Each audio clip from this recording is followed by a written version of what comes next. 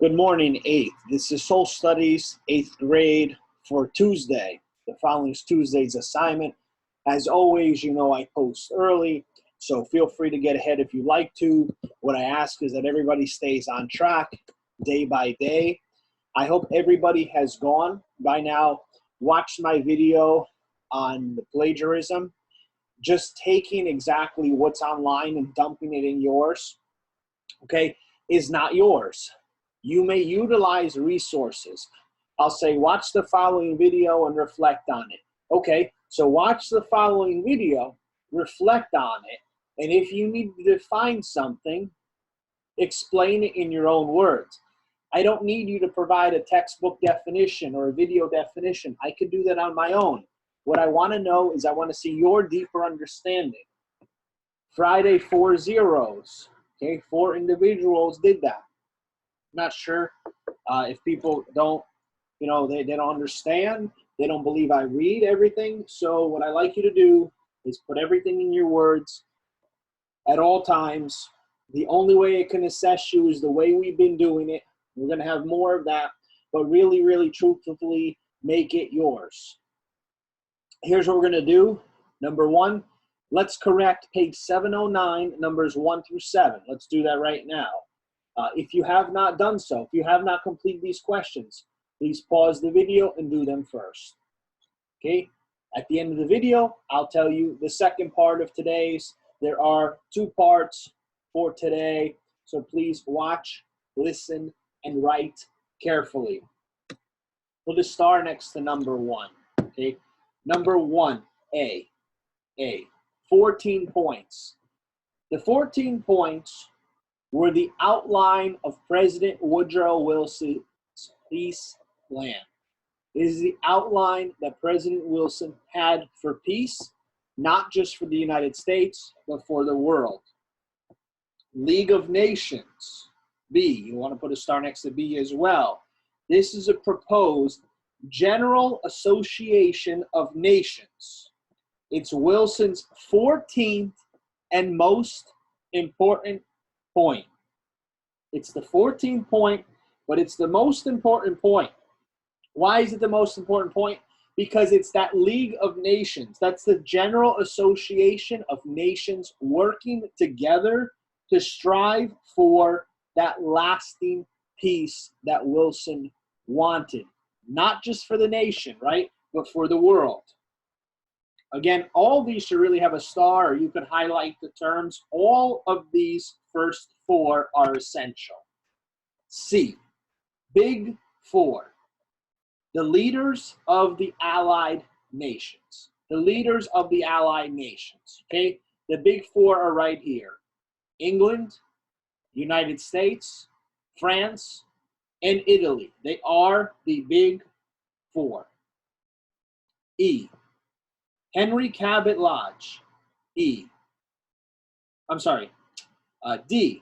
Treaty of Versailles. Let's do that first, guys. D, sorry about that. Treaty of Versailles. It's the 1919 treaty that ended World War I. But the question is, would this be the war to end all wars? Remember, Wilson strived for those 14 points. He wanted those 14 points to really be focused on, reflected on, and that's the path. Wilson did not want to point fingers and blame anybody for this war, but the Treaty of Versailles, the 3 other leaders, right? He's one of the Big 4. The 3 others that are part of the Big 4, 3/4, 75% here, are pushing for this. The Treaty of Versailles is supposed to be a lasting peace, but at the same time, would it be? Would it be? Can you blame someone for the war? Put all that there, pointing fingers, all that blame, and then get this lasting peace that Wilson wanted. That's something we're going to need to keep in the back of our mind. Now, E, Henry Cabot Lodge, okay? He's the leader of the critics of the peace treaty. He is the leader of the critics of this peace treaty. 2A, B, and C. Okay, 2A says self-determination.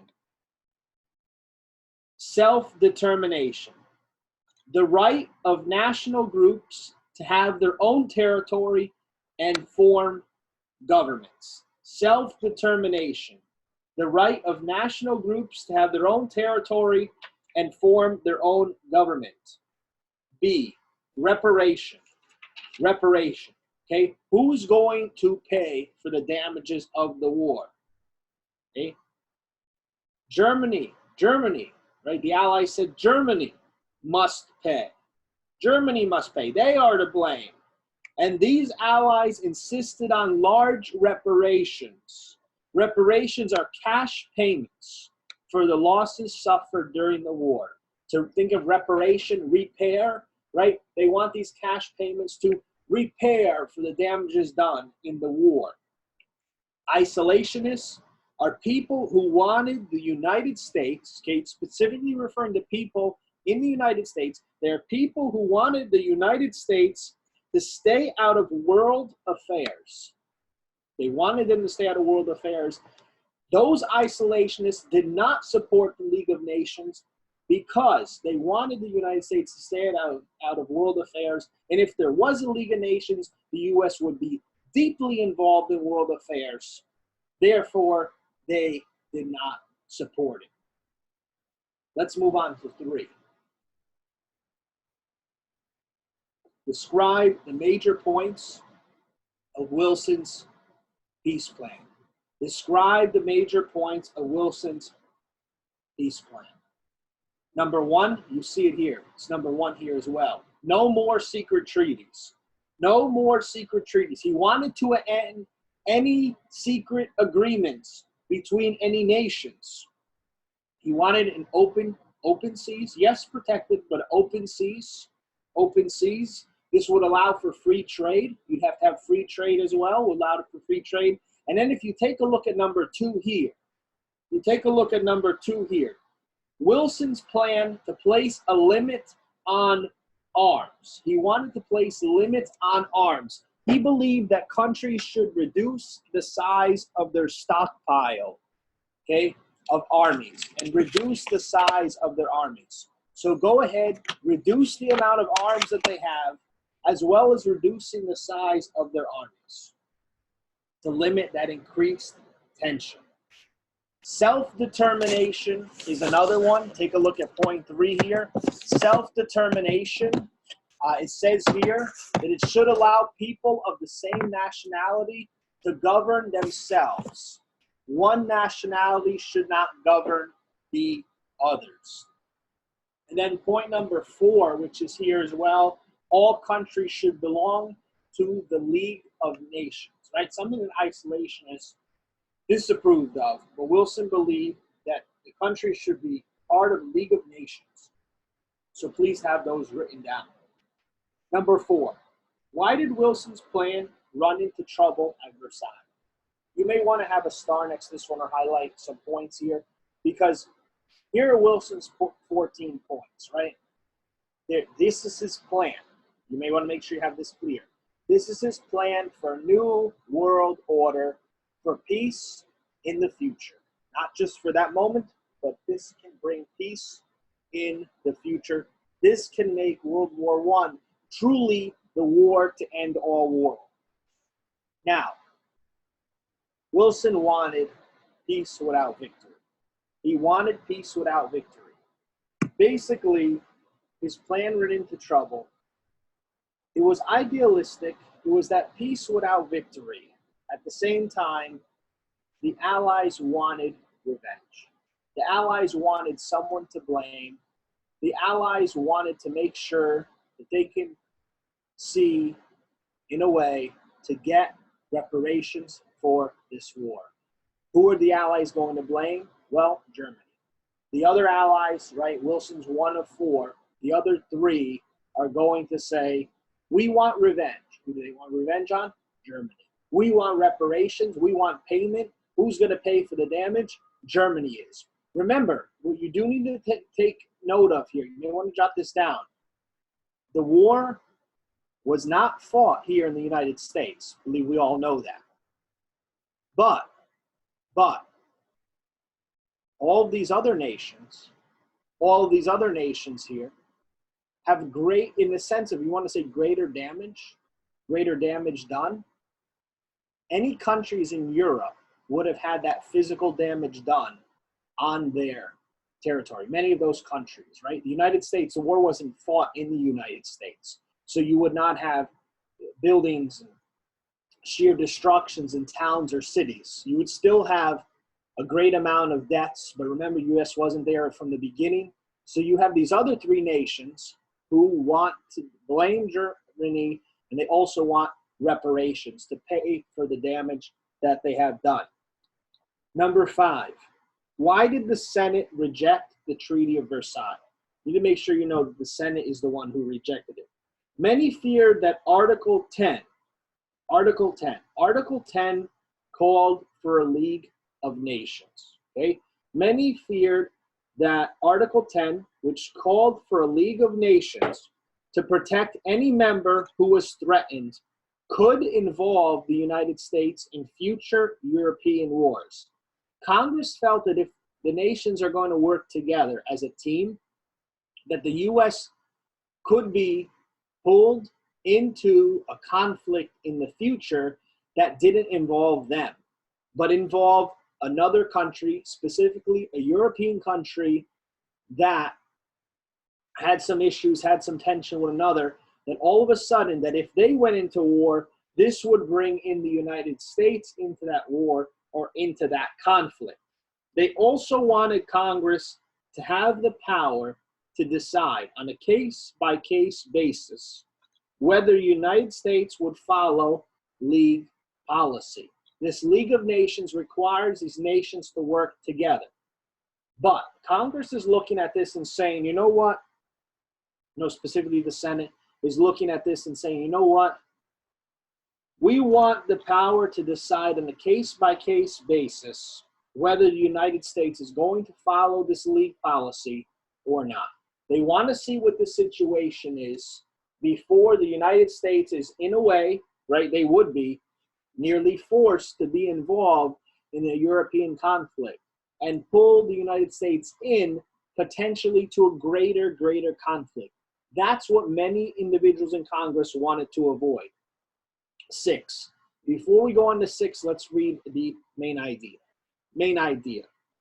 President Woodrow Wilson went to the Paris Peace Conference with high hopes, but failed to achieve his goal of a just and lasting peace. Failed to achieve his goal of a just and lasting peace. Review the main idea statement at the beginning of this section, which we just did.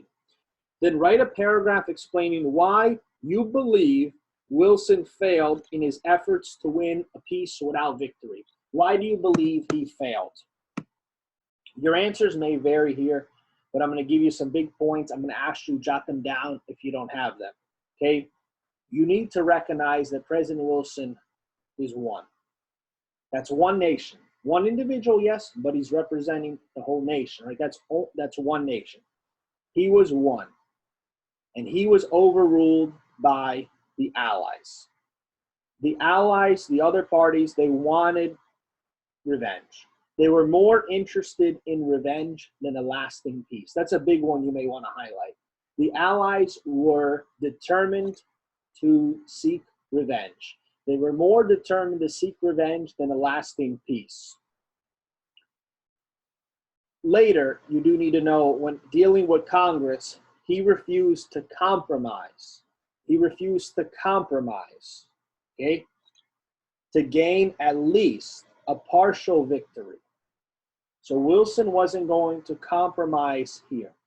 Because he doesn't compromise with Congress, Congress is not going to go ahead, right? The Senate is not going to go ahead and just approve of all of this here.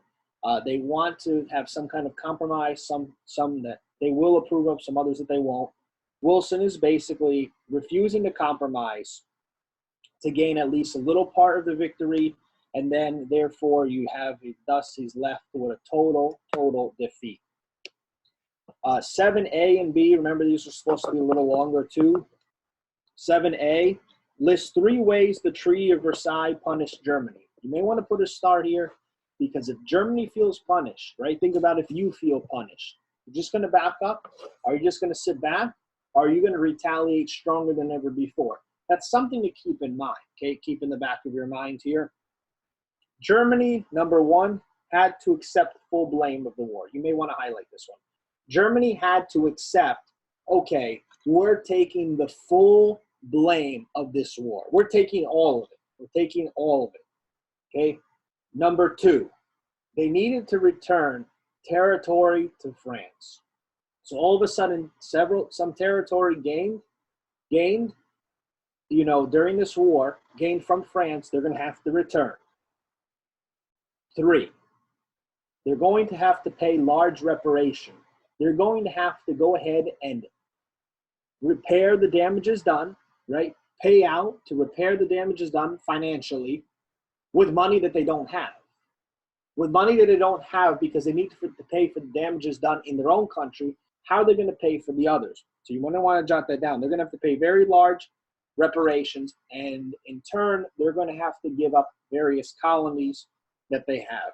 So please have Germany must accept full blame for the war, return territories to France, pay large reparations since they are blamed here, and they have to give away colonies. So all of a sudden, financial decline, but also a decline in size, a decline in power, and a decline in their integrity. They feel as if they have, they were so big and now so small with no voice. How is that going to make them feel in the future? Think about that, please. I keep telling you that for a reason. So really keep that in the back of your mind. 7B. What do you think the effects of this harsh treatment might be? You have to have this clear, okay? Germany is treated harshly here. All fingers are pointing from the Allies to Germany, okay? What could this lead to? What could this lead to? This could potentially fuel great aggression, okay? Think about being blamed for something you may feel others are responsible for as well. How does that make you feel? That makes you feel angry? That in a way makes you want to speak your mind, to even seek revenge, to seek aggression later on? And you have no finances here, so how are you going to repair these damages done? It's going to put an economic hardship, a big burden on you economically as well. Many of you may realize that this is going to deeply connect to World War II. Think of the way Germany feels right now. Are they just going to sit back? Or are they going to want to retaliate? What I'd like you to do is take a moment, add the details, write the number wrong on the top, truthfully, and let me know if you have any questions. At the same time, the following is part 2. When you take a look on the screen, the following is part 2. Let's take a look. Overview. World War I officially ended with the signing of the Treaty of Versailles on June 28, 1919. So Treaty of Versailles officially ends the war. Negotiated among the Allied powers with little participation by Germany, right? Germany was not invited to be there, to discuss, to participate. Instead, you have these big four who are basically going to tell Germany what to do. I want you to compare Wilson's 14 points with the Treaty of Versailles, okay? I'd like you to do the following. You see this table here? Number 1, you could print this document and write it on the document, okay? That's your first choice. You don't need to, though. 2, complete this typed. 3, complete this handwritten on a separate page or in your notebook. Please listen carefully. Each box needs to have at least 2 bullets. Each box needs to have at least 2 bullets. Okay, each box needs to have at least 2 bullets. 2 to 3 bullets per box. Can you put more? Absolutely. But 2 to 3 bullets per box. Bullets, full sentences, not just words. Okay, have them detailed. 2 bullets per box. So 12 in total minimum for 14 points, 12 in total minimum for Treaty of Versailles. And then these two questions on the right, at least 5 to 6 sentences in detail. Those should be not here. Okay, they should be on a separate piece of paper.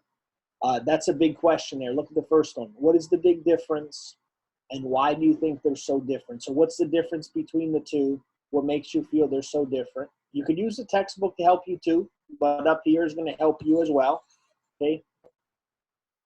So 5 to 6 sentences for this one. And then this one here too, 5 to 6 sentences. In 1919, when the US, France, and Britain hammered out the Treaty of Paris that supposedly ended World War I, one of the provisions was the League of Nations, a beloved project of Woodrow Wilson.